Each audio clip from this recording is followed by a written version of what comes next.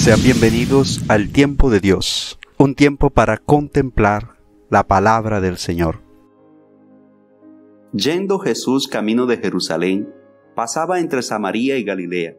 Cuando iba a entrar en un pueblo, vinieron a su encuentro 10 leprosos que se pararon a lo lejos y a gritos le decían: Jesús, Maestro, ten compasión de nosotros.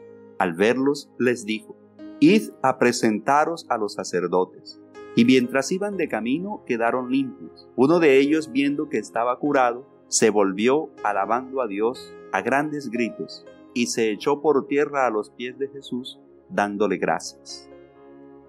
Particularmente me parece extraordinario el evangelio de hoy. Es un evangelio que de alguna manera resume la vida cristiana y nos ayuda a descubrir si nuestra experiencia de fe está caminando según la voluntad de Dios. Son varios los elementos que podemos sacar de él y que nos ayudan a descubrir cómo está nuestra experiencia de fe.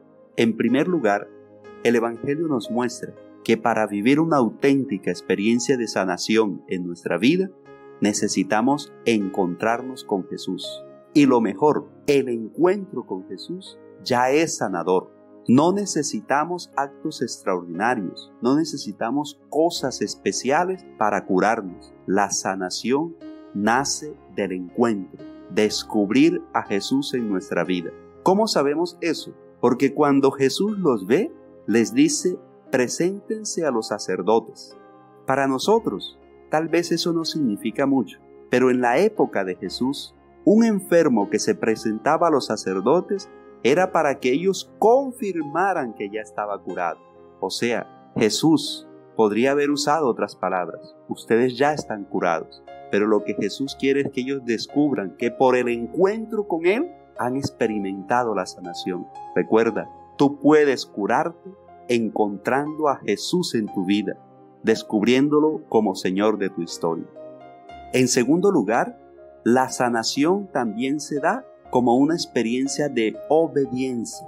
Jesús los manda y ellos obedecen. En ese camino de obediencia descubren que están curados. Es importante abrir los oídos y el corazón al Señor para escuchar su palabra y obedecer su voluntad. Te pregunto, ¿estás obedeciendo la voluntad de Dios en tu vida? ¿Estás acogiendo su palabra y la estás cumpliendo? En tercer lugar, el evangelio nos muestra que no se trata solo de obedecer y acoger la voluntad de Dios, sino que en esa voluntad, una vez que descubrimos que Dios está presente, debemos volver a Él, permanecer en su gracia, unirnos a su amor.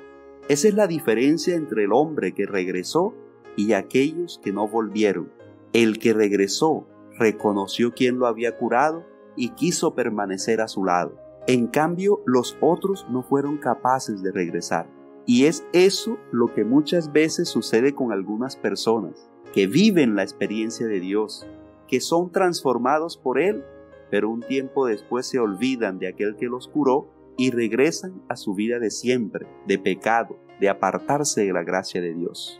El Señor nos invita a permanecer con Él, a no olvidarnos que una vez curados debemos continuar en su presencia, debemos seguir caminando en su gracia. Y los gestos de este hombre son iluminadores y pedagógicos para nuestra vida cristiana. Se volvió alabando a Dios, quiere decir reconoce a Jesús como su Señor y Rey.